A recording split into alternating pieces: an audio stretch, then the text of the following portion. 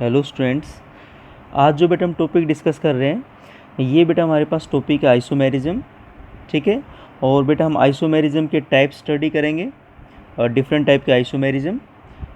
अब बेटा सबसे पहले अगर हम बात करें आइसोमेरिज्म होता क्या है, ठीक है, तो बेटा सबसे पहले हमें समझना है कि आइसोमर्स क्या होते हैं।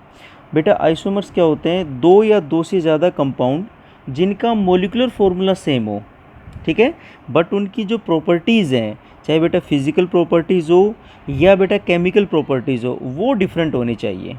ठीक है।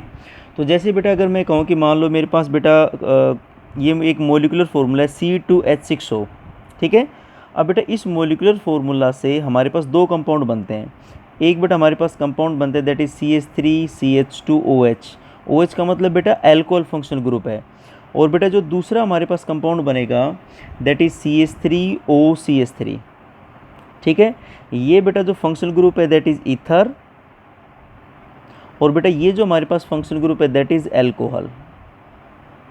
ठीक है बेटा। अब बेटा ये दोनों ऐसे कंपाउंड है जिनका मोलिकुलर फॉर्मूला तो सेम है भाई, चाहे एल्कोहल हो CH3CH2OH या बेटा आपके पास ईथर हो दैट इज़ CH3OCH3। दोनों कंपाउंड का मोलिकुलर फॉर्मूला सेम है, लेकिन बेटा इन दोनों की फिजिकल और केमिकल प्रॉपर्टी डिफरेंट है। ठीक है। जैसे बेटा अगर मैं एल्कोहल के बारे में स्टडी करना चाहूँ बेटा दैट इज़ CH3CH2OH। आपको पता है बेटा इसका कॉमन नेम तो होगा that is ethyl alcohol. Common name होगा बेटा इथाइल एल्कोहल। और बेटा इसका जो आईपैक नेम है दैट इज़ बेटा ethanol. IUPAC name is ethanol. ठीक है। अगर बेटा मैं इसकी कुछ प्रॉपर्टीज़ के बारे में डिस्कस करूं तो सबसे पहले बेटा मैं इसके बारे में डिस्कस करता हूं कि भाई ये सॉलिड है, लिक्विड है या गैस है। ठीक है। तो बेटा ये जो इथाइल एल्कोहल सबसे पहला पॉइंट ये एक लिक्विड है, तो हम लिख सकते हैं that is it is a liquid. ठीक है बेटा।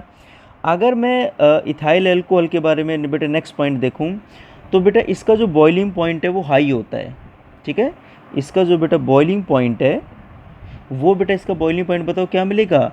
इसका बॉइलिंग पॉइंट हाई मिलेगा। और बेटा नियरली इसका जो बॉइलिंग पॉइंट होता है वो बेटा होता है that is 78 degree Celsius. Clear बेटा। अब बेटा इसका बॉइलिंग पॉइंट हाई क्यों होता है? बिकॉज ये जो इथेनॉल है, ठीक है ना, ये बेटा हाइड्रोजन बॉन्ड फॉर्मेशन करता है। अगर हम जाने भाई इसका बॉइलिंग पॉइंट हाई क्यों होता है तो इसके पीछे जो बेटा रीज़न है, ठीक है ना, इसके पीछे बेटा रीज़न है that is formation of hydrogen bond. Formation of hydrogen bond, ये बेटा हाइड्रोजन बॉन्ड बनाता है। क्लियर। तो बेटा ये उसकी कुछ फिजिकल प्रॉपर्टीज़ थी। अगर बेटा इसकी केमिकल प्रॉपर्टीज़ की कुछ बात करें, ठीक है, तो बेटा ये जो आपके पास इथेनॉल है, एक बेटा एक्स्ट्रा पॉइंट मैं और ऐड कर देता हूँ। ये जो इथेनॉल है जिसको मिथाइल एल्कोहल भी बोलते हैं, it is also called grain alcohol. Also called grain alcohol. बेटा इसका दूसरा नाम ग्रेन एल्कोहल भी होता है। ठीक है। ये जो आपके पास इथेनॉल है बेटा इथाइल एल्कोहल है, इसको बेटा हम ग्रेन एल्कोहल भी बोलते हैं। ठीक है। क्योंकि बेटा इस एल्कोहल को हम प्रिपेयर कर सकते हैं, बेटा इसको हम बना सकते हैं बाय यूजिंग ग्रेन्स। ठीक है बेटा। अगर बेटा मैं इसी इथेनॉल की कुछ केमिकल प्रॉपर्टीज़ के बारे में बात करूं तो ये जो बेटा इथेनॉल है ये मोर रिएक्टिव मेटल के साथ बेटा रिएक्ट करता है। जैसे मान लो बेटा सोडियम है, और आपको पता सोडियम तो बहुत ज़्यादा रिएक्टिव मेटल है, तो ये बेटा सोडियम के साथ रिएक्ट करेगा and it produce hydrogen gas. ठीक है। तो ये बेटा हाइड्रोजन गैस प्रोड्यूस करने का काम करेगा। ठीक है। तो बेटा हम लिख सकते हैं कि ये बेटा रिएक्ट करेगा, react with sodium metal and produce hydrogen gas. ठीक है। अब बेटा इथेनॉल की तो हमने बेटा जो फिजिकल और बेटा केमिकल प्रॉपर्टी डिस्कस कर ली। अब बेटा इसको कंपेयर करते हैं ईथर के साथ। तो बेटा जो मेरे पास नेक्स्ट कंपाउंड है, ठीक है, दैट इज CH3OCH3। ठीक है। ये बेटा ईथर कंपाउंड है, इसका जो बेटा नेम होगा वो होगा, हम बेटा ऑक्सीजन के दोनों तरफ कार्बन एटम चेक करेंगे, जिस तरफ कार्बन एटम कम होंगे उसका बेटा अल्काइल ग्रुप की तरह नेम लिखेंगे, उसके पीछे ऑक्सी लगाएंगे और एंड वाले का नेम लिखेंगे बेटा अल्केन की तरह। कहने का मतलब बेटा यहाँ पर तो ऑक्सीजन के बोथ साइड, ठीक है ना, राइट हैंड साइड में बेटा आपके पास एक कार्बन है और बेटा आपके पास लेफ्ट हैंड साइड में भी एक कार्बन है, ठीक है।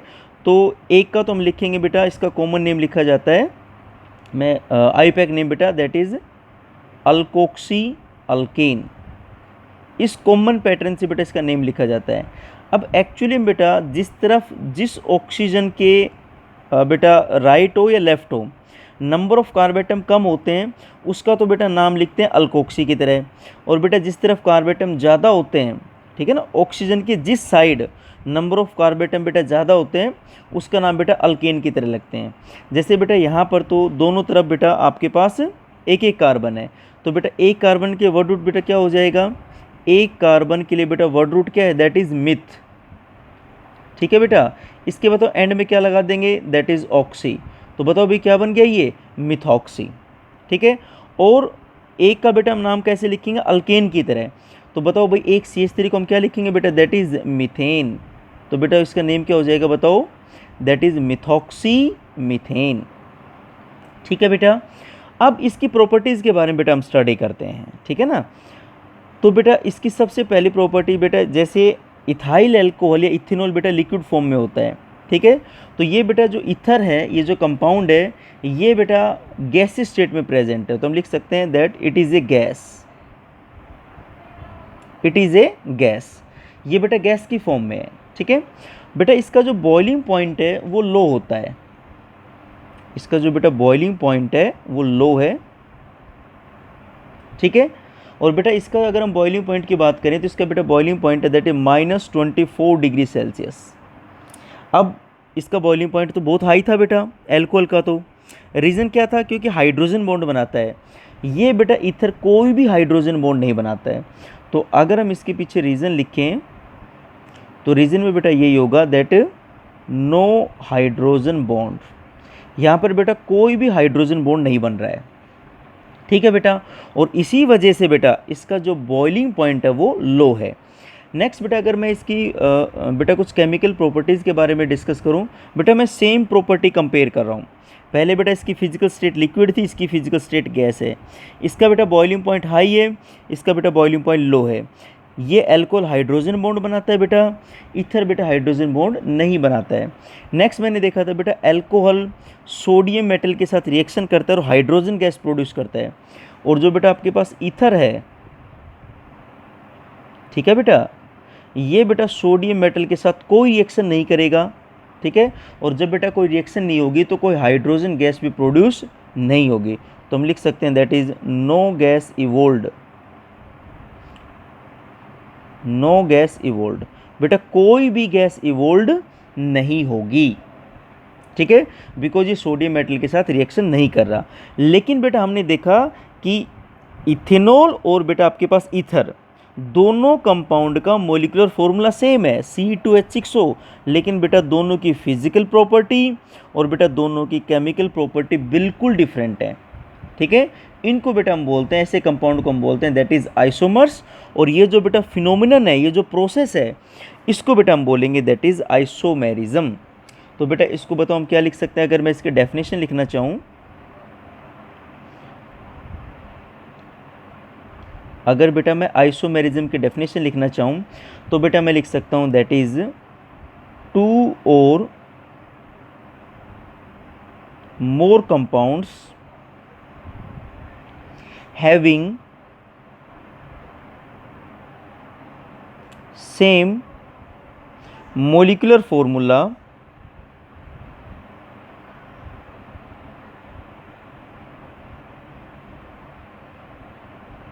two or more compounds having same molecular formula but different properties, but different properties,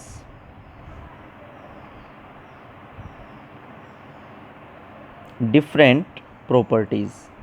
और बेटा प्रॉपर्टीज़ में याद रखना कौन कौन सी प्रॉपर्टीज़ भाई, फिजिकल एंड केमिकल प्रॉपर्टीज, ठीक है, मतलब different physical and chemical properties, ठीक है बेटा। फिजिकल प्रॉपर्टी भी डिफरेंट होंगी बेटा, केमिकल प्रॉपर्टी भी डिफरेंट होंगी, ठीक है। इनको बेटा हम बोलते हैं आइसोमर्स, ठीक है। तो हम लिख सकते हैं are called isomers.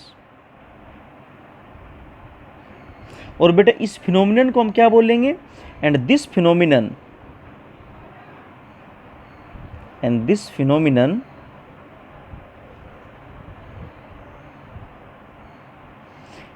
Is called isomerism. बेटा ये जो फिनोमिनन कहलाएगा इसको बेटा हम बोलेंगे दैट इज आइसोमेरिज्म, ठीक है बेटा। दो या दो से ज़्यादा कंपाउंड जिनका मोलिकुलर फॉर्मूला सेम है बट उनकी प्रॉपर्टीज़ डिफरेंट है, different physical and chemical properties, इनको बेटा हम बोलते हैं आइसोमर्स। और ये जो बेटा फिनोमिनन है दैट इज़ कॉल्ड आइसोमेरिज्म।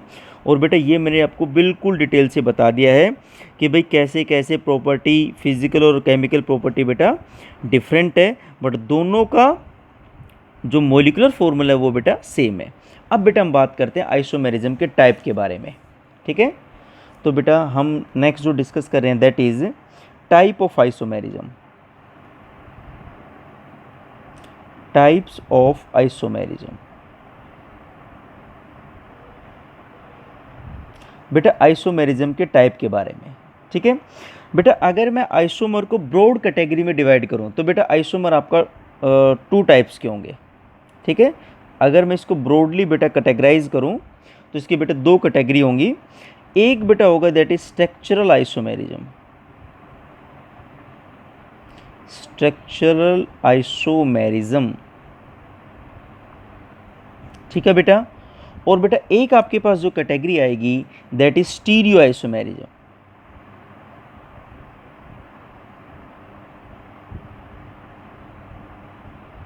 ठीक है बेटा।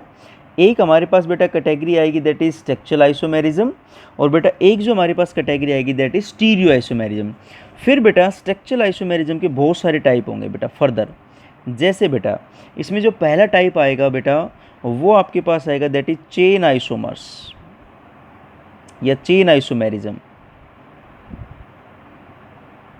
ठीक है बेटा। चेन के बाद जो बेटा नेक्स्ट आएगा आपके पास that is position isomerism, that is बेटा पोजीशन आइसोमेरिज्म। पोजीशन आइसोमेरिज्म के बाद बेटा जो नेक्स्ट टाइप आपके पास आएगा बेटा that is ring chain isomerism,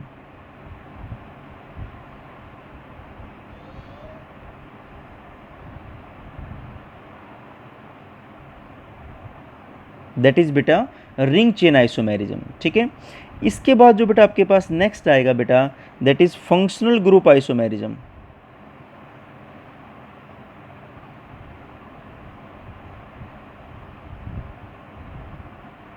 that is functional group isomerism, ठीक है बेटा। फंक्शनल ग्रुप के बाद जो बेटा नेक्स्ट आएगा हमारे पास वो आएगा बेटा दैट इज मेटामेरिज्म,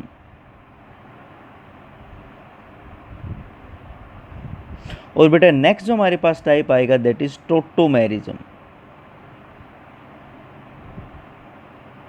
ठीक है बेटा। इतने हमारे पास टाइप आएंगे बेटा, ये सभी स्ट्रक्चरल के टाइप हैं, ठीक है बेटा। ब्रॉडली तो आपके पास 2 कैटेगरी होगी, structural isomerism, stereo isomerism, but बेटा स्ट्रक्चरल के बहुत सारे टाइप हैं। चेन आइसोमर है, पोजीशन आइसोमर है, रिंग चेन आइसोमर है, फंक्शनल ग्रुप आइसोमर है, मेटामेरिज्म है, टोटोमेरिज्म है बेटा, ठीक है। अब बेटा अगर स्टीरियो आइसोमेरिज्म की बात करें तो बेटा इनको हम 2 कैटेगरी में डिवाइड करते हैं, ठीक है बेटा। एक होता है कॉन्फ़िगरेशन,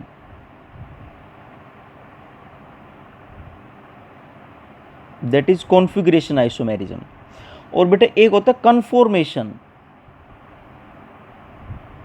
कन्फॉर्मेशन। एक बेटा कॉन्फ़िगरेशन है, एक कन्फॉर्मेशन आइसोमेरिज्म है, ठीक है बेटा। कॉन्फ़िगरेशन में बेटा फिर हम 2 कैटेगरी में इसको डिवाइड कर लेते हैं, ठीक है बेटा। कॉन्फ़िगरेशन बेटा एक आपके पास आएगा geometrical isomerism,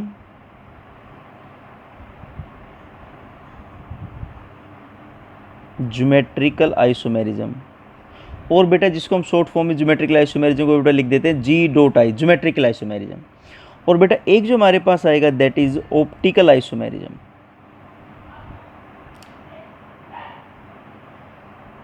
second is optical isomerism.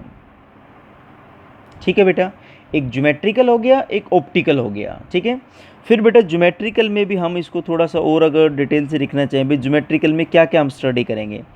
एक को हम बोलते हैं बेटा सिस ट्रांस आइसोमेरिज्म।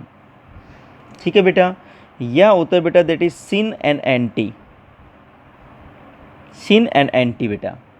और बेटा जो आपके पास ऑप्टिकल आइसोमेरिज्म है, इसमें बेटा जो हमारे पास आएगा that is D and L form, या बेटा आर एंड एस फॉर्म। ये बेटा एक्चुअली में जेई लेवल की कंसेप्ट है, बट आपको थोड़ा सा कंप्लीट क्लासिफिकेशन पता होना चाहिए बेटा।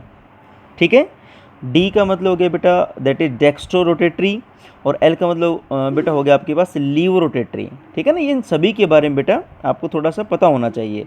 बट एक्चुअली में ये जो कंप्लीट है ज्योमेट्रिकल आइसोमेरिज्म ऑप्टिकल, जो बेटा स्टीरियो आइसोमेरिज्म का टाइप है, ये जेई का कंसेप्ट है, नीट का बेटा एडवांस लेवल है ये।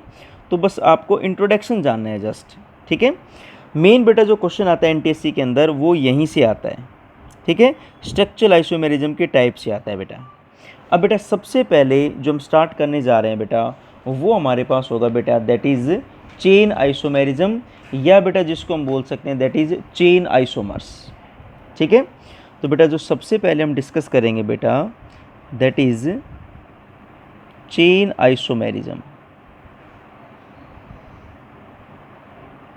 बेटा जब मैं किसी भी आइसोमेरिज्म को या बेटा आइसोमर को जब बेटा मैं डिफाइन करूंगा, तो मुझे एक चीज़ तो कॉमन लिखनी है बेटा, क्योंकि आइसोमर जहाँ पर भी टर्म आ गई इट मीन्स बेटा वहाँ पर मोलिकुलर फॉर्मूला बेटा क्या मिलेगा, सेम मिलेगा। तो बेटा इसमें भी जो मेरे पास पहला पॉइंट होगा चेन आइसोमर में, वो बेटा आपके पास है that is same molecular formula. बेटा मोलिकुलर फॉर्मूला बताओ क्या मिलेगा, सेम मिलेगा। चेन आइसोमर की बेटा जब हम बात करेंगे तो फंक्शनल ग्रुप भी सेम मिलेगा बेटा, same functional group. Molecular formula same मिलेगा, फंक्शनल ग्रुप सेम मिलेगा, फंक्शनल ग्रुप की पोजीशन भी बेटा सेम मिलेगी आपको। तो हम लिख सकते हैं that is same position of functional group. Same position का मतलब मान लो बेटा फंक्शनल ग्रुप फर्स्ट पोजीशन पे है या सेकंड पे है, कहाँ पर है बेटा। ठीक है, जो डिफरेंट मिलेगा बेटा वो ये है, डिफरेंट लेंथ मिलेगी कार्बन चेन की, that is different length of carbon chain. ठीक है, मोलिकुलर फॉर्मूला सेम है, फंक्शनल ग्रुप सेम है बेटा, फंक्शनल ग्रुप की पोजीशन भी सेम है बेटा, बट कार्बन चेन की जो लेंथ है बेटा उसमें डिफरेंस मिलेगा आपको। क्लियर बेटा। जैसे बेटा अब मैं आपको बोलता हूँ भाई, मान लो ये क्वेश्चन आ गया बेटा हमारे पास। ठीक है भाई, normal butane and isobutane are, मान लो ये एमसीक्यू में बेटा क्वेश्चन आया हुआ है। नॉर्मल ब्यूटेन को बेटा हम जिसको हम शॉर्ट फॉर्म में एन ब्यूटेन लिखेंगे। ठीक है बेटा, एन का मतलब नॉर्मल, एंड बेटा normal means straight chain of carbon. ठीक है, तो बेटा क्वेश्चन ये है, नॉर्मल ब्यूटेन एंड आइसोब्यूटेन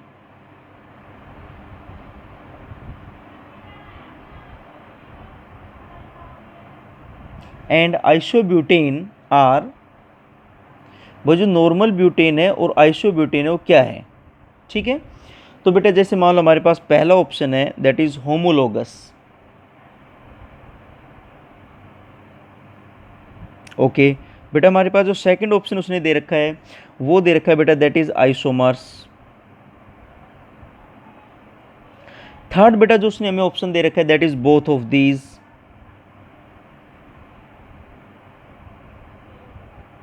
और बेटा जो उसने फोर्थ ऑप्शन दे रखा है that is none of these. मान लो बेटा हमें ये ऑप्शन दे रखे हैं, होमोलोगस है, आइसोमर है, बोथ ऑफ दीज है, नन ऑफ दीज है। क्लियर है।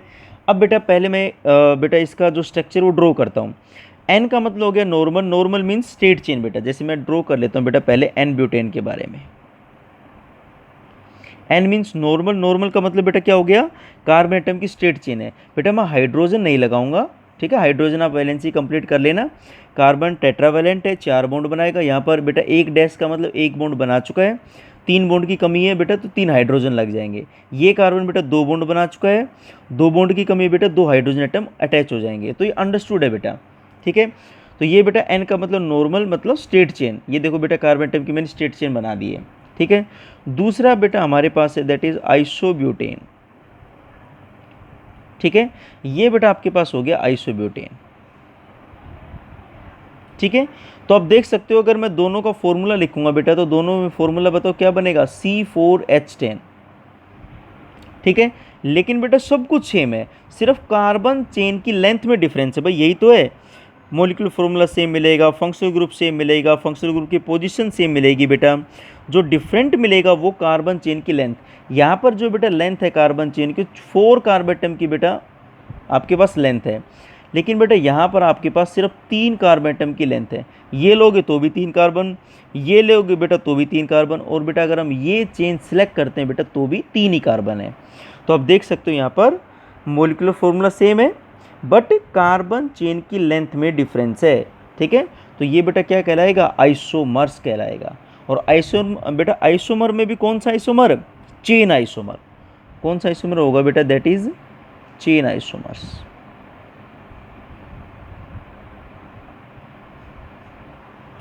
ठीक है बेटा, चेन आइसोमर कहलाएगा ये।